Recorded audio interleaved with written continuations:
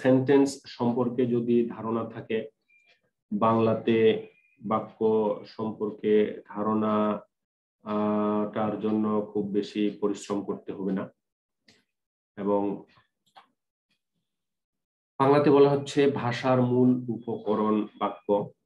সৌমিত্র শেখর বলছেন ভাষার প্রাণ হচ্ছে বাক্য। বাক্যের মৌলিক উপাদান যেমন শব্দ, ভাষার মূল উপকরণ বাক্য, এগুলো এমসিকিউর জন্য ইম্পর্টেন্ট। বাক্যের মৌলিক উপাদান কি? শব্দ। যেমন একদিন একজন গ্রুপে প্রশ্ন করেছিল যে বাক্যের ইট, ইট বলে কি? ইট হচ্ছে আসলে শব্দ, শব্দ দিয়ে বাক্য হয়। হ্যাঁ, আর এই বাক্য দিয়ে হচ্ছে একটা ভাষা সৃষ্টি হয়। তো এই ভাষা হচ্ছে বাক্য হচ্ছে ভাষার মূল উপকরণ এবং ভাষার প্রাণ। বাক্য ছাড়া আসলে ভাষা হয় না। তো এটির সংজ্ঞায় বলা হচ্ছে যে সুবিন্যস্ত পদ সমষ্টি দ্বারা কোনো বিষয়ে বক্তার মনোভাব সম্পূর্ণরূপে প্রকাশিত হয় তাকে বাক্য বলে। তো যে সুবিন্যস্ত পদ সমষ্টি, পদের সমষ্টি, হ্যাঁ, তো এখানে একটু বলবার বিষয় রয়েছে, সেটি হচ্ছে পদ একটি দিয়েও বাক্য হতে পারে, একের অধিক দিয়েও বাক্য হতে পারে। হ্যাঁ, তো আগের দিনের অনেকগুলো বইতে একাধিক পদ মিলে বাক্য হয় এরকম একটি কথা ওখানে লেখা থাকতো। কিন্তু আসলে একাধিক বাক্য, একাধিক শব্দ বা একাধিক পদ দিয়েই একটা বাক্য গঠিত হবে এরকম না। একটি মাত্র শব্দ বা একটি মাত্র পদ দিয়েও একটি বাক্য গঠিত হতে পারে। এবং এখানে আরেকটা বৈশিষ্ট্য হচ্ছে সুবিন্যস্ত। ঠিক আছে, সুবিন্যস্ত, সুবিন্যস্ত মানে হচ্ছে সুন্দরভাবে বিন্যাস থাকতে হবে। এই যে বাক্যটার, শব্দগুলোর, পদগুলোর। ইংরেজিতেও আমরা জানি এ সেন্টেন্স, এই যে কতগুলো ওয়ার্ডের সমষ্টি, which make a complete sense, এরকম নানান সংজ্ঞা আছে। তো এখানে আরেকটা বিষয় হচ্ছে বক্তার মনোভাব সম্পূর্ণরূপে প্রকাশিত হতে হবে। অর্থাৎ তোমাকে যদি এমসিকিউতে প্রশ্ন করা হয় যে নিচের কোনটি বাক্যের বৈশিষ্ট্য অথবা নিচের কোনটি বাক্যের বৈশিষ্ট্য নয়, এরকম ধরনের, তাহলে বাক্যের বৈশিষ্ট্যের মধ্যে হচ্ছে যে সুবিন্যস্ত পদ সমষ্টি বা এক বা একাধিক, অথবা এরকম থাকতে পারে যে একটি মাত্র পদ নিয়ে বাক্য হতে পারে কিনা, বক্তার মনোভাবটা সম্পূর্ণরূপে প্রকাশ পেতে হবে। তো এই যে বক্তার মনোভাব সম্পূর্ণরূপে প্রকাশ পাওয়া, তারপরে হচ্ছে সুবিন্যস্ত থাকা, এগুলোর উপর ভিত্তি করেই বাক্যের যে গুণ, একটা বলা হচ্ছে একটি সার্থক বাক্য হতে গেলে তার কতগুলো গুণ থাকতে হবে। সেই গুণগুলো হচ্ছে তিন ধরনের গুণ। একটা হচ্ছে আকাঙ্ক্ষা, আসক্তি এবং যোগ্যতা। এই তিন ধরনের গুণ যদি থাকে তাহলে বাক্য হবে, বা বাক্য হতে গেলে এই তিনটা গুণ ওই বাক্যের মধ্যে থাকতে হবে। এবং সেই জায়গায় আকাঙ্ক্ষার যে গুণটি, সেটিতে বলা হচ্ছে, আকাঙ্ক্ষা কি যদি প্রশ্ন করা হয় তাহলে এটার উত্তর হবে এরকম যে একটি পদের পর আরেকটি পদ শোনার যে ইচ্ছা, এই যে ইচ্ছাটা, এটাই হচ্ছে আকাঙ্ক্ষা। এবং আকাঙ্ক্ষা বানানটাও কিন্তু একটা সঠিক বানানটাও কিন্তু জানার একটা বিষয় রয়েছে। হ্যাঁ, তো যাক, তাহলে একটা পদের সঙ্গে আরেকটা পদের যে মিলে যে বাক্য হয়, তো বাক্যর মধ্যে এই একটা পদের পরে আরেকটা পদ শোনার ইচ্ছাটা, যেমন এখানে একটি উদাহরণে দেওয়া হচ্ছে চন্দ্র পৃথিবীর চারিদিকে, বা চন্দ্র পৃথিবীর বলেই আমি শেষ করলাম।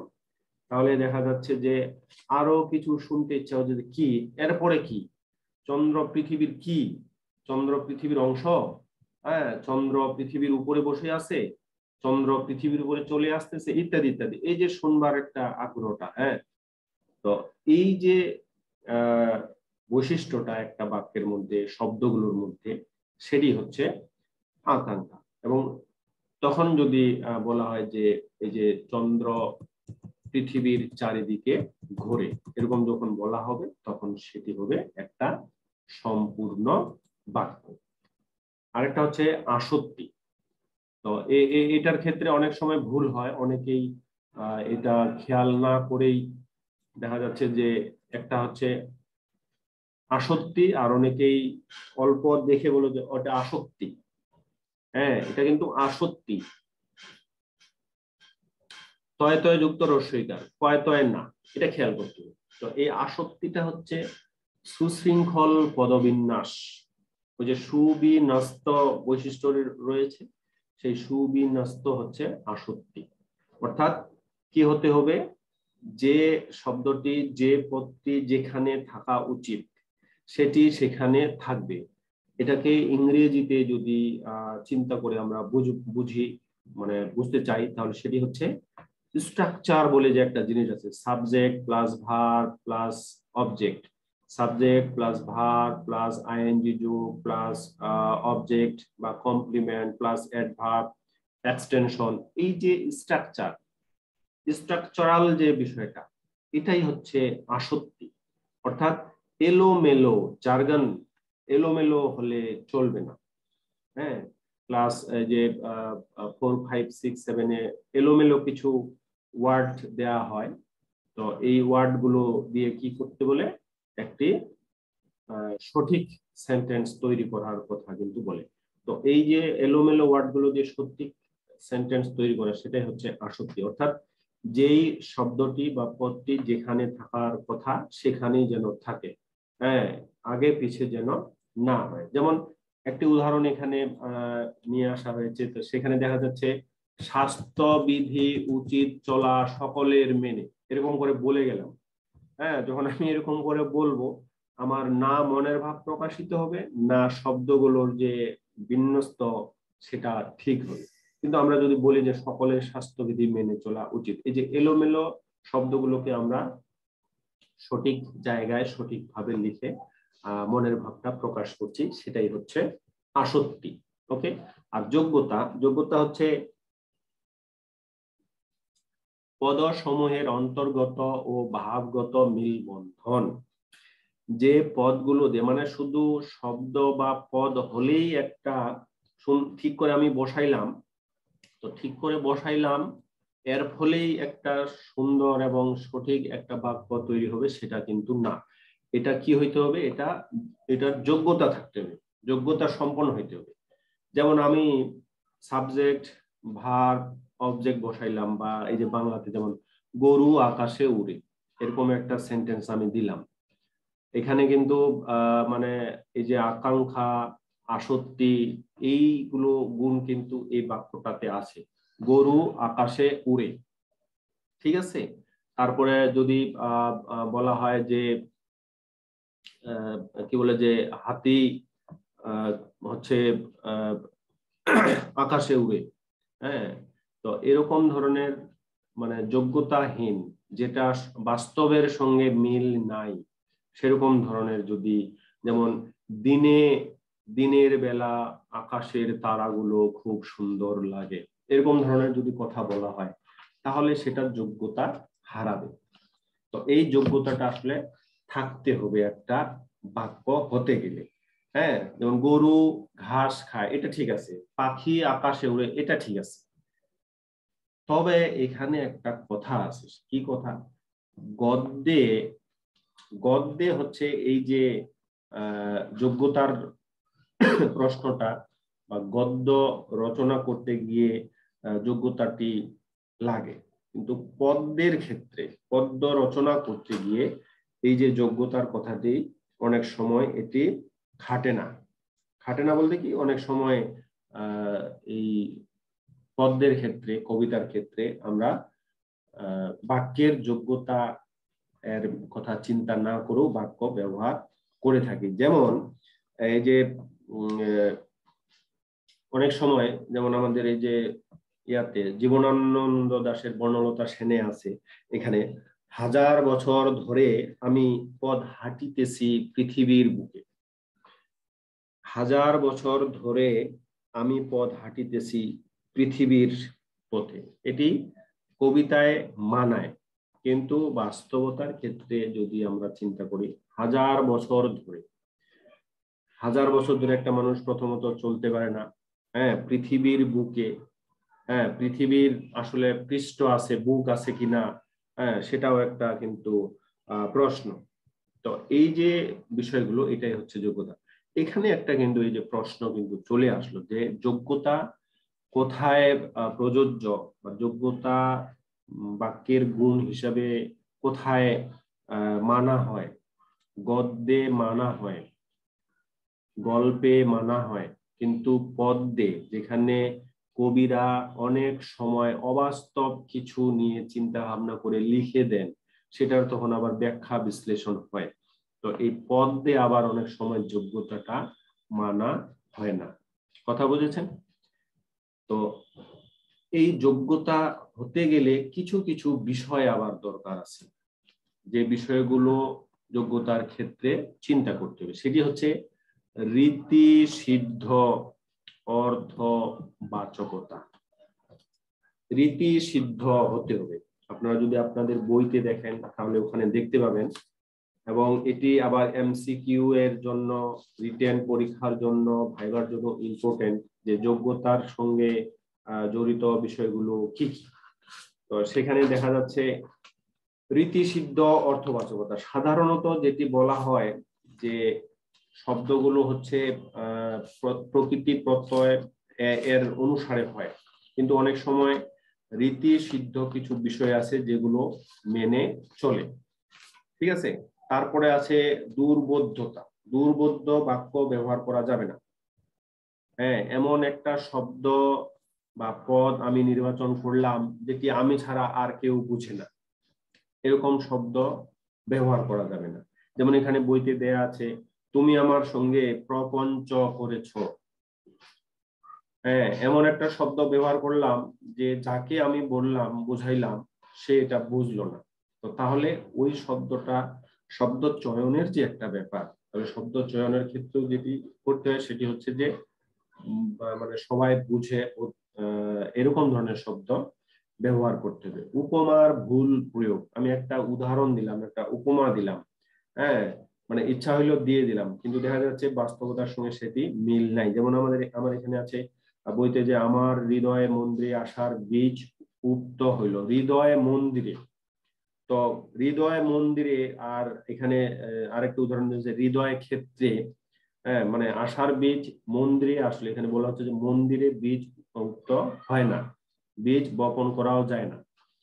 তাহলে উপমা ব্যবহার করতে গিয়ে কিন্তু সাবধানতা অবলম্বন করতে। এবং এখানে কিন্তু প্রশ্ন আসে যে একটি বাক্য দিয়ে দিয়ে নিচে বলবে যে এখানে কিসের ভুল হয়েছে। বাহুল্য দোষ, এটা খুবই ইম্পর্টেন্ট একটা জিনিস। বাংলাতে, ইংরেজিতে আমরা এই যে শুদ্ধ অশুদ্ধ সেন্টেন্স পড়ার একটা বিষয় রয়েছে, হ্যাঁ, শুদ্ধিকরণ সিলেবাসেও আছে। যে বাহুল্য দোষ, বাহুল্য দোষ মানে হচ্ছে যে বহু বচনের ক্ষেত্রে, অনেক ক্ষেত্রে দেখা যাচ্ছে যে একটা শব্দ বহু বচন, সেটাকে আমরা ব্যবহার করতে গিয়ে দেখি যে ডাবল বহু বচন হয়ে গেছে। তো সেটা হবে না। যেমন এখানে উদাহরণ হিসেবে দেওয়া আছে, সব আলেমগণই, দেশের সব আলেমগণই এ ব্যাপারে আমাদের সমর্থন দান করেন, বা কলেজের সকল শিক্ষক মন্ডলী আমাদের জন্য দোয়া করেছেন। এটা কিন্তু বাহুল্য দোষ। কেন বাহুল্য দোষ? সকল, আমরা কিন্তু ওই যে বচন পড়েছি, এক বচন বহু বচন, তো সকল নিজেই হচ্ছে বহু বচন, মন্ডলীও কিন্তু বহু বচন। তো শিক্ষক মন্ডলী বললেই বহু বচন হয়ে যায়। আবার যদি বলি যে সকল শিক্ষক, তাহলেও কিন্তু বহু বচন হয়ে যায়। কিন্তু যদি সকল শিক্ষক মন্ডলী বলি, তাহলে এটা বহু বচনের বহু বচন হয়ে যায়। হ্যাঁ, তো এই যে বহু বচনের বহু বচন হয়ে যাওয়া, এটাই হচ্ছে বাহুল্য দোষ। এবং এখান থেকে প্রশ্ন ইম্পর্টেন্ট, এবং এরকম একটি উদাহরণ দিয়ে বলল যে এখানে শব্দটি বাক্যটি কি কারণে ভুল, তাহলে সেটি তোমাকে বুঝতে হবে যে এখানে উপমার ভুল রয়েছে, বাহুল্য দোষ রয়েছে, না দুর্বোধ্য কোনো শব্দ এখানে আছে। তারপর এটা হচ্ছে বাগধারার শব্দ পরিবর্তন। বাগধারার শব্দ পরিবর্তন, তো বাগধারাতে যেটা আছে সেটা কিন্তু ওইটাই। এখন আমি যদি এটা সমার্থক শব্দ ব্যবহার করে বাগধারাটাকে বলি, হ্যাঁ, সমার্থক শব্দ ব্যবহার করে সেটি বোঝানোর চেষ্টা করি, তাহলে কিন্তু হবে না। যেমন অরণ্যে রোদন, অরণ্য, অরণ্য মানে বন বা জঙ্গল, ঠিক আছে। এখন এই অরণ্যের জায়গায় যদি আমরা বলি যে বনে ক্রন্দন, হ্যাঁ, রোদন আর ক্রন্দন কিন্তু এক জিনিস। তো তুমি যদি বলো যে অরণ্য মানে বন, হ্যাঁ, অরণ্যের রোদন মানে তো কান্না, তাহলে ক্রন্দন, তাহলে এটার তো সমস্যা নেই। কিন্তু এখানে আসলে অরণ্যের রোদনটাই যেহেতু বাগধারা, সেহেতু অরণ্যে রোদনটা হবে ঠিক। এরকম বাগধারার যে শব্দগুলো রয়েছে সেই শব্দগুলোই সেভাবেই ব্যবহার হবে, এটার উল্টা পাল্টা করা যাবে না, পরিবর্তন করা যাবে না। যদি পরিবর্তন করা হয় তাহলে সেটি ভুল হবে। আরেকটা হচ্ছে গুরু চণ্ডালী দোষ। হ্যাঁ, এটা কিন্তু আমরা যখন মানে ক্লাস 6, 7, 8, 9 বা একাদশ দ্বাদশ বা এখনো যে কোনো জায়গায় যখন বাংলার পরীক্ষা দেই, তখন কিন্তু বলে যে সাধু ভাষা এবং চলিত ভাষার মিশ্রণ বর্জনীয়, বিশেষ দ্রষ্টব্যে লেখা থাকে। অর্থাৎ একই সঙ্গে তুমি সাধু ভাষা এবং চলিত ভাষা ব্যবহার করতে পারবে না, ঠিক আছে। তো এরকম সাধু ভাষা এবং চলিত ভাষা একই সঙ্গে ব্যবহার করা, তৎসম শব্দের সঙ্গে দেশি শব্দের যে প্রয়োগ একই সঙ্গে, হ্যাঁ, সেটাই হচ্ছে গুরুচণ্ডালী দোষ। তৎসম শব্দের সঙ্গে দেশি, যেমন এখানে উদাহরণ দেওয়া হচ্ছে, সব দাহ গরুর গাড়ি না বলে যদি বলি যে গরুর শকট, গাড়ি মানে শকট, মানে একটা ব্যবহার করলাম তৎসম, আরেকটা ব্যবহার করলাম দেশি শব্দ বা ইত্যাদি ইত্যাদি। তো এরকম ধরনের যদি হয়ে যায় তাহলে সেটি হবে গুরুচণ্ডালী দোষ। এবং একটা সেন্টেন্স দিয়ে বলবে কি দোষে দুষ্ট, আবার একটা সংজ্ঞা দিয়েও বলবে যে এটি আসলে কিসের উদাহরণ বা এটি আসলে কিসের সংজ্ঞা, ঠিক আছে। তাহলে এখানে আমি যেটা বলেছিলাম, তোমরা যদি বলো যে শুধু কি এগুলোই আছে নাকি আরো আছে, মানে যোগ্যতার সাথে জড়িত বিষয় কি শুধু 6টাই আছে নাকি আরো আছে, এই প্রশ্নটা আসা কিন্তু স্বাভাবিক। হ্যাঁ, কারণ আমাদের ব্রেন তো হচ্ছে একটু অ্যাডভান্স হয়, হ্যাঁ, দ্রুত আরো বেশি চিন্তা করে।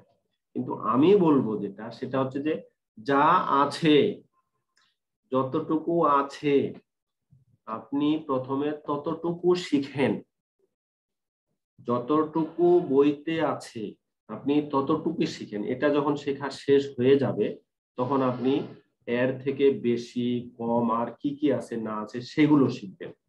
কথাটা বুঝছেন? আগে আপনার ভিত্তিটা, হ্যাঁ, আপনি যেটা জানার সেটা আগে জানেন, তারপরে হচ্ছে বেশিটা জানবেন। এরপরে কি 7টা 8টা 9টা 10টা আরো বিষয় জড়িত আছে নাকি? হ্যাঁ, থাকতে পারে, সেটা কিন্তু আলাদা বিষয়। কিন্তু এখানে আপনাকে যদি আমি প্রশ্ন করি যে যোগ্যতার সঙ্গে জড়িত বিষয় কয়টি, যে আমি নবম দশম শ্রেণীর বইতে শিখেছি 6টি। 6টি কি কি? রীতিসিদ্ধ অর্থবাচকতা, দুর্বোধ্যতা, উপমার ভুল প্রয়োগ, বাহুল্য দোষ, বাগধারার শব্দ পরিবর্তন, গুরুচণ্ডালী দোষ। আর কি আছে? আর আছে কিনা জানি না, এখনো আমি দেখি নাই বা পড়ি নাই। ক্লিয়ার? ঠিক আছে। আবার আপনাকে যদি রিটেনে প্রশ্ন করে যে বাক্যের যে কি বলে যে গুণগুলো উদাহরণ সহ আলোচনা করো, সেখানে আপনি সুন্দর করে এটা লিখে দিলেন। আবার ছোট করে যদি প্রশ্ন আসে যোগ্যতার সঙ্গে জড়িত বিষয়গুলো কি কি, হ্যাঁ, উদাহরণ সহ ব্যাখ্যা করো, উদাহরণ সহ আপনি ব্যাখ্যা দিলেন। এই 6টাই দিবেন। অর্থাৎ যতটুকু আছে আমার হাতের কাছে, যতটুকু আমি শিখতে পারছি ততটুকু আমি প্রথমে শিখে নিব, ক্লিয়ার করব, তারপরে বাকি কি আছে না আছে সেটা আমি দেখব। কথাটা বুঝেছেন? এই জায়গাটা। আর সাধারণত সমস্যা হয়, আমরা কিন্তু এটা দেখতে দেখতে এটা কি আর হবে, আর যে কি আছে এগুলা কি আর প্রশ্ন আসবে, এগুলা মনে হয় আসবে না, এগুলো সহজ জিনিস, আরো মনে হয় কঠিন কিছু আছে ইত্যাদি ইত্যাদি। মাইন্ড সেট আপটা কিন্তু চেঞ্জ হয়ে যায়। তো এটা করা যাবে না, যা আছে সেটা। এবং ওইখান থেকে যদি প্রশ্ন হয় যেন আমি সেটার উত্তর সঠিকভাবে দিতে পারি, এটা। আর বাইরে থেকে যদি আসে, বাইরে তো বিশাল জ্ঞান রাজ্য, তো আর এত ছোট না, বিশাল কিছু জিনিস। হ্যাঁ, তো কাজেই যা আছে সেটাই আমরা প্রথমে শিখে নেব। আচ্ছা, এরপরে হচ্ছে বাক্যের শ্রেণী বিভাগ, বাক্য কত প্রকার এবং কি কি। তো বাক্যকে আমরা দুইটা ভিত্তিতে শ্রেণী বিভক্ত করতে পারি। একটি হচ্ছে গঠন অনুসারে, একটা হচ্ছে অর্থ অনুসারে। According to structure, according to meaning. গঠন অনুসারে বাক্য হচ্ছে 3 প্রকার, আর অর্থ অনুসারে বাক্য হচ্ছে 5 প্রকার। বাংলা ব্যাকরণে যদিও আরো 2 প্রকারের বেশি বলা আছে, কিন্তু আমরা নবম দশম শ্রেণীর বই অনুযায়ী 5 প্রকার এখানে আছে। প্রথমত আমরা 5 প্রকারেই শিখবো, বাকি যেটা সেটা পরে দেখা যাবে। গঠন অনুসারে 3 প্রকার, কি কি? সরল বাক্য, মিশ্র বা জটিল বাক্য এবং যৌগিক বাক্য। ইংরেজিতেও কিন্তু স্ট্রাকচার অনুযায়ী বাক্য হচ্ছে 3 প্রকার: simple sentence, complex sentence and compound sentence. আচ্ছা, সরল বাক্য তাহলে কি? সরল বাক্যের বেলায় বলা হচ্ছে একটি মাত্র কর্তা, সাবজেক্ট বা উদ্দেশ্য, একটি মাত্র কর্তা বা সাবজেক্ট বা উদ্দেশ্য। সেন্টেন্স এর 2টা অংশ থাকে, একটা হচ্ছে সাবজেক্ট, একটা হচ্ছে প্রেডিকেট। উদ্দেশ্য এবং বিধেয়।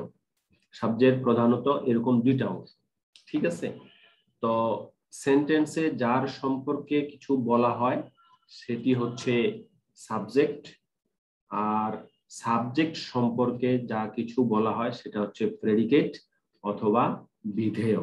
উদ্দেশ্য এবং বিধেয়। এই জন্য বলা হচ্ছে যে যেখানে একটি মাত্র কর্তা থাকবে সেটি হচ্ছে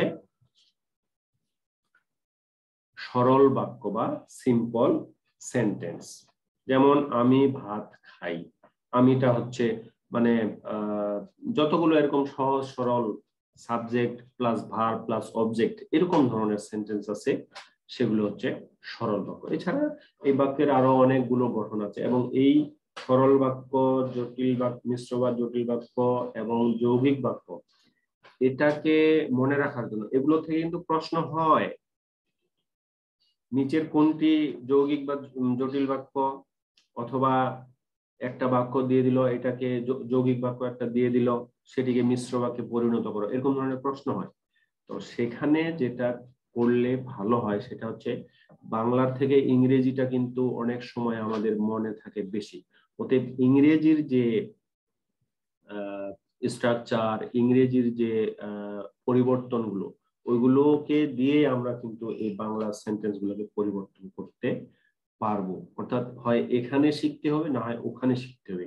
তবে বাংলাতে নিয়ম কিন্তু কম, ইংরেজিতে কিন্তু এই প্রত্যেকটারই আলাদা আলাদা করে নিয়ম আছে, এবং ওইখানকার যে ইংরেজির যে বাক্যটার বাংলা আছে সেটা যদি আমরা বুঝতে পারি এবং সেই অনুযায়ী যদি এগুলো আমরা পরিবর্তন করি, তাহলে দেখা যাচ্ছে যে এখানে ভুল হওয়ার সম্ভাবনাটা কম থাকবে। আবার বলছি, এখান থেকে কিন্তু প্রশ্ন হয়, অতএব শিখতে হবে। এনিওয়ে, মিশ্র বা জটিল বাক্য, জটিল মানে কিন্তু জটিলই, কমপ্লেক্স, হ্যাঁ, যে বিষয়টা জটিল, লোকটা জটিল, ঘটনাটা জটিল, তো জটিল মানে কিন্তু জটিলই আসে। তো এই জটিলটাকে জটিল ভাবে নিতে গিয়ে এখানে দেখা যাচ্ছে বলা হচ্ছে একটি প্রধান খণ্ড বাক্য, একটা থাকবে মেইন ক্লজ, আর আরেকটা হচ্ছে এক বা একাধিক, একটাও থাকতে পারে, একের অধিকও থাকতে পারে, সাবঅর্ডিনেট ক্লজ, আশ্রিত বাক্য। একটা হচ্ছে প্রধান বাক্য, আর এক বা একাধিক হচ্ছে অপ্রধান বাক্য বা আশ্রিত বাক্য। এইভাবে যখন একটা সেন্টেন্স গঠিত হবে তখন সেটি হচ্ছে মিশ্র বা জটিল বাক্য। যেমন এখানে বলা হচ্ছে যে যে পরিশ্রম করে সেই সুখ লাভ করে, কন্ডিশনাল। সুখ লাভ করাটা হচ্ছে মেইন, সুখ লাভটা কিসের উপর ভিত্তি করবে? পরিশ্রম করার উপরে। তাহলে এটা হচ্ছে আশ্রিত বাক্য। তারপরেরটাতে বলা হচ্ছে সে যে অপরাধ করেছে তা মুখ দেখেই বুঝেছি। মুখ দেখে বোঝা যাচ্ছে, কি বোঝা যাচ্ছে? তার অপরাধের ঘটনাটা। তো এরকম বিষয়গুলো। এবং এখানে যেটি রয়েছে সেটি হচ্ছে একটি মিশ্র বা জটিল বাক্য তিন ধরনের আশ্রিত খণ্ড বাক্য সংযুক্ত থাকতে পারে। একটি হচ্ছে বিশেষ্য স্থানীয়, বিশেষণ স্থানীয়, ক্রিয়া বিশেষণ স্থানীয়। Noun clause, adjective clause, adverbial clause. হ্যাঁ, ক্লজের যে চ্যাপ্টার আছে, পড়া আছে বা ইংরেজিতে ওখানে আছে, বা আমরা যখন পড়বো তখন আমরা এই বিষয়গুলো কিন্তু দেখবো। তো নাউন ক্লজটা কি করে? একটি সেন্টেন্সে নাউনের কাজ করে। অ্যাডজেক্টিভ ক্লজটা কি কাজ করে? অ্যাডজেক্টিভ ক্লজটা অ্যাডজেক্টিভের কাজ করে। অ্যাডভার্বিয়ালটা অ্যাডভার্বের কাজ করে। তো এই রকম যখন আশ্রিত বাক্যগুলো থাকবে একটা প্রধান বাক্য বা মেইন ক্লজের সঙ্গে, তখন সেটি হবে জটিল বাক্য।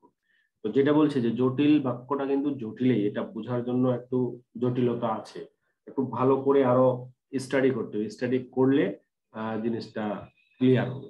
আমরা পরবর্তী সময়ে যদি আবার এটা আসি, তখন এগুলো সূক্ষ্ম সূক্ষ্ম জিনিসগুলো কিন্তু আমরা পড়ার চেষ্টা করবো। এখন আমরা ওভারঅল যেহেতু একটা ধারণা নিচ্ছি, মোটামুটি এটা জানলেই হবে যে আশ্রিত খণ্ড বাক্য, মিশ্র বা জটিল বাক্যে তিন ধরনের: বিশেষ্য, বিশেষণ এবং ক্রিয়া বিশেষণ। নাউন, অ্যাডজেক্টিভ এবং অ্যাডভার্ব। ঠিক আছে? আচ্ছা, তারপরে হচ্ছে যৌগিক বাক্য, যেটাকে কম্পাউন্ড সেন্টেন্স বলছে। এবং কম্পাউন্ড সেন্টেন্সে আমরা জানি যে দুই বা তার অধিক সরল বা মিশ্র বাক্যগুলো সংযুক্ত হয় এন্ড, বাট, অর ইত্যাদি দিয়ে। ঠিক আছে? যেমন করিম ও রহিম দুইজনের সৎ, এটাকে যদি ভাঙ্গি, করিম হয় সৎ, রহিম হয় সৎ, এরকম দুইটা সরল বাক্যকে একসঙ্গে ও বা এন দ্বারা যুক্ত করা হয়েছে। হ্যাঁ, যেমন উদয়াস্ত পরিশ্রম করব, তথাপি অন্যের দ্বারস্থ হব না। হ্যাঁ, তো ভিক্ষা করব, তবু চুরি করব না।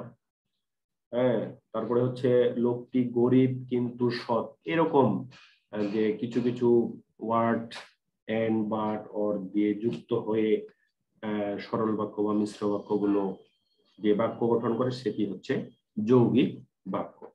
ঠিক আছে? তো এরকম হচ্ছে মোটামুটি গঠন অনুসারে বাক্যের তিন প্রকার। একটু করে মনে রাখতে হবে, হ্যাঁ, রিটেনের জন্য, ভাইবার জন্য, এবং যে বৈশিষ্ট্যগুলো আছে সেগুলো যেন আমরা এমসিকিউতে আনসার করতে পারি উদাহরণসহ। এখন হচ্ছে অর্থ অনুসারে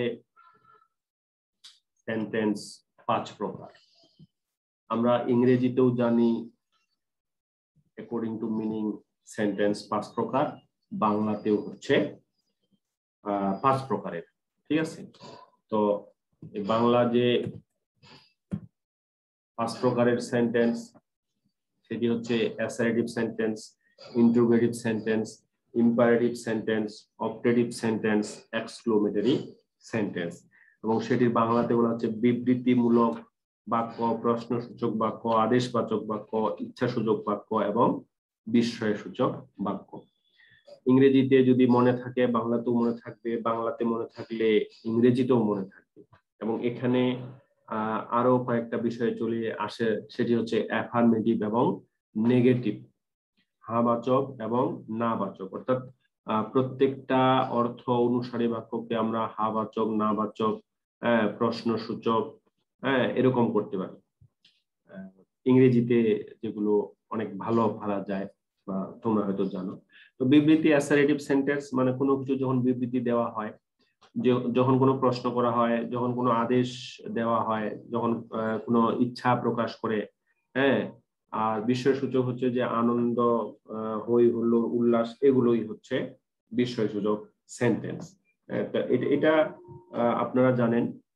তবে এখানে কিছু বিষয় আছে, এই যে আমাদের নবম দশম শ্রেণীর ব্যাকরণ বইতে সাধারণ বিবৃতি সে আজ যাবে, জিজ্ঞাসায় সে কি আজ যাবে, পরের যেগুলো বিস্ময় প্রকাশে সে আজ যাবে, বিস্ময় প্রকাশ, বিস্ময় সূচক বাক্যের শেষে সাইন অফ এক্সক্লেমেটরি যে বিষয়টা, বিস্ময় সূচক চিহ্নটা বসে, বিস্ময় সূচক চিহ্নটা বসাইলে আমরা বুঝতে পারি যে এটি বিস্ময় সূচক চিহ্ন। ক্রোধ প্রকাশে আমরা সেন্টেন্সটি যেটি হয়, আমি তোমাকে দেখে নেব, এরকম একটি সেন্টেন্স দেওয়ার পরে প্রশ্নতে আসতে পারে যে এখানে কি প্রকাশিত হয়েছে? বড্ড শুকিয়ে গেছিস রে, এখানে কি প্রকাশিত হয়েছে? আদর, যত্ন, ভালোবাসা, হৃদয়ের টান, অপশন থাকলো এরকম। হ্যাঁ, তো আপনার জানা থাকলে আপনি দিবেন আদর, না হলে তো বলবেন যে এটা যে কি বোঝাচ্ছে বুঝি না। তারপরে যেমন বেশ বেশ খুব ভালো হয়েছে, আহা গাছ থেকে পড়ে পা ভেঙেছে। তো দুঃখ প্রকাশ, বিরক্তি প্রকাশ, ভীতি প্রদর্শন, লজ্জা প্রকাশ, ধিক্কার প্রকাশ করতে, ঘৃণা প্রকাশ করতে, অনুরোধ প্রকাশ করতে, প্রার্থনা প্রকাশ, এই যে প্রত্যেকটারে একটা করে উদাহরণ আছে। তো এই জিনিসগুলো একটু শিখে নিতে হবে, ঠিক আছে? এই জিনিসগুলো শিখে নিতে হবে একটা করে সেন্টেন্স, কারণ সেন্টেন্স দিয়ে বলতে পারে কোনটি প্রকাশিত হয়েছে, আবার একটা লজ্জা প্রকাশের নিচের কোন সেন্টেন্সটি লজ্জা প্রকাশে ব্যবহৃত হয়ে থাকে, এরকম কথা কিন্তু থাকতে পারে, ঠিক আছে? তো কাজেই এইগুলোর যে উদাহরণগুলো একটু দেখে নিতে হবে। আর এখানে assertive sentence, interrogative, imperative, operative, exclamatory sentence ইংরেজিতে আমরা জানি, বাংলাতেও সেটা। তবে এখানে যে পরিবর্তনের একটা বিষয় রয়েছে, হ্যাঁ বোধক না বোধক করার একটি বিষয় রয়েছে, অস্তিবাচক নেতিবাচক যে সেন্টেন্স সেটির একটি বিষয় রয়েছে, সেগুলো আসলে একটু করে দেখে নিলে শেখা যাবে। তারপরে আমাদের যে আলোচনার মধ্যে আছে সেটি হচ্ছে বাচ্য বা ভয়েস। ভয়েস বলতে বোঝাচ্ছে বাক্যের বিভিন্ন ধরনের প্রকাশ ভঙ্গি। আপনাকে প্রশ্ন করা হতে পারে বাক্যের বিভিন্ন ধরনের প্রকাশ ভঙ্গিকে কি বলে? ভয়েস বলে। আমরা ইংরেজি গ্রামারে জানি যে ভয়েস প্রধানত দুই প্রকার, অ্যাক্টিভ ভয়েস এবং প্যাসিভ ভয়েস। আর একটা ভয়েস আছে সেটা হচ্ছে কোয়াসি প্যাসিভ ভয়েস বলে। তো এখানে বাংলা ব্যাকরণে ভয়েস প্রধানত তিন প্রকার। একটি হচ্ছে কর্তৃবাচ্যের বাচ্য, কর্মবাচ্য এবং ভাববাচ্য। বাংলা ব্যাকরণে ভয়েস হচ্ছে প্রধানত তিন প্রকার: কর্তৃবাচ্য, কর্মবাচ্য, ভাববাচ্য। এছাড়া আরেকটি ভয়েস আছে যেটিকে বলা হচ্ছে কর্ম কর্তৃবাচ্য। তো কর্তৃবাচ্য বলতে আমরা কি বুঝি? কর্তৃবাচ্যতে বলা হচ্ছে অ্যাক্টিভ ভয়েস। অ্যাক্টিভ মানে কি? অ্যাক্টিভ মানে হচ্ছে সাবজেক্ট যেখানে অ্যাক্টিভ, সেটাই হচ্ছে অ্যাক্টিভ ভয়েস, কর্তৃবাচ্য। কর্তৃ বা কর্তা বা সাবজেক্টের অর্থ বা সাবজেক্ট যেখানে প্রধান রূপে ভূমিকা পালন করে সেটি হচ্ছে অ্যাক্টিভ ভয়েস। এবং এখানে সাবজেক্টের সঙ্গে ক্রিয়াপদের সম্পর্কটা থাকে, যেমন I eat rice, I read a book, ইংরেজি দিয়ে যদি বুঝি আর কি। আর কর্মবাচ্যটা হচ্ছে কি? কর্ম মানে হচ্ছে অবজেক্ট। তো যেখানে কর্মপদটি প্রধান রূপে থাকে, কর্মপদের সঙ্গে ক্রিয়ার বা ভার্বের সম্পর্ক থাকে। কর্তৃবাচ্য হচ্ছে সাবজেক্টের সঙ্গে ভার্বের সম্পর্ক, কর্মবাচ্য হচ্ছে অবজেক্টের সঙ্গে ভার্বের সম্পর্ক। যেমন আমি যে উদাহরণটা দিলাম, আই ইট রাইস, রাইস হচ্ছে এখানে অবজেক্ট। আর এটাকে মানে প্যাসিভ করতে গেলে বা কর্মবাচ্য করতে গেলে, যে rice is eaten by me, রাইসটা এখানে চলে আসলো সাবজেক্ট হিসাবে। আমরা ইংরেজিতে জানি যে সাবজেক্ট হয় অবজেক্ট, অবজেক্ট হয় সাবজেক্ট। তো যখন সাবজেক্টটা সাবজেক্টের জায়গায় থাকে তখন সেটা কর্তৃবাচ্য, যখন অবজেক্টটা সাবজেক্ট হয়ে যায় এবং এই অবজেক্টের সঙ্গে ভার্বের একটা সম্পর্ক থাকে তখন সেটি হয়ে যায় কর্মবাচ্য। অ্যাক্টিভ ভয়েস এবং প্যাসিভ ভয়েসের সঙ্গে একটা সম্পর্ক রয়েছে। এখানে আরেকটি যে বাচ্য রয়েছে সেটি হচ্ছে ভাব বাচ্য। তো এখানে কর্ম থাকে না, অবজেক্ট থাকে না, ক্রিয়াপদের অর্থটা প্রধান রূপে থাকে। এই যে এক একটা বৈশিষ্ট্য, এই বৈশিষ্ট্যগুলো কিন্তু এমসিকিউর জন্য প্রয়োজন, যে কোন বাচ্যে কর্ম থাকে না, কোন বাচ্যে ক্রিয়াপদের অর্থই প্রধান রূপে থাকে, কোন বাচ্যে নাম পুরুষ হয়ে থাকে। সর্বদা বলা হচ্ছে ভাব বাচ্যে সর্বদা নাম পুরুষ হয়। কখনো কখনো এই যে আছে ভাব বাচ্য কর্তা, সাবজেক্ট উহ্য থাকে, সাবজেক্ট থাকে না কখনো কখনো। তো এইরকম যখন বৈশিষ্ট্য একটি বাচ্যের থাকবে তখন সেটি হচ্ছে ভাব বাচ্য। যেমন আমার খাওয়া হলো না, এখানে এই যে উদাহরণটি সেটি হচ্ছে ভাব বাচ্য এবং এটা অনেকটা পসেসিভ ফর্মের মতো, হ্যাঁ, কোয়াসি পেসিভ ভয়েসের যে ফর্মগুলো রয়েছে সেগুলোর মতো অনেকটা কাজ করে। আরেকটা হচ্ছে কর্ম কর্তৃবাচ্য, কর্ম কর্তৃবাচ্য। এটি এখানে আরেকটা ভয়েস, যে বাক্যে বলা হচ্ছে কর্মপদই কর্তৃ স্থানীয় হয়ে থাকে, কর্মকর্তা, কাজটি ভালো দেখায় না, বাঁশি বাজে এ মধুর লগনে, হ্যাঁ, ইত্যাদি। এখন এখানকার যে প্রশ্ন, সে প্রশ্নগুলো অনেক সময় কি হয়, বাচ্য পরিবর্তনের কথা বলা হয়, আবার দেখা যাচ্ছে যে একটি বাচ্চের উদাহরণ দেওয়া হইল, সেই উদাহরণটা কিসের সেটিও আবার দেখানো হয়, তাই না? তো এই উদাহরণ থেকে প্রশ্নটার উত্তর করা, আবার সরাসরি দিয়ে দিল যে ভাববাচ্য নিচের কোনটি, কর্মবাচ্য কোনটি, কর্তৃবাচ্য কোনটি, এটিও প্রশ্নতে থাকতে পারে। এবং যখন এরকম থাকবে তখন যদি আমার কিছুটা প্রস্তুত জায়গায় কিছুটা জানা থাকে তাহলে কিন্তু আমি এটার যে উত্তরটা সেটা আমি করতে। এই যে যেগুলো আমরা দেখলাম বা যেগুলা এতক্ষণ ধরে পড়লাম,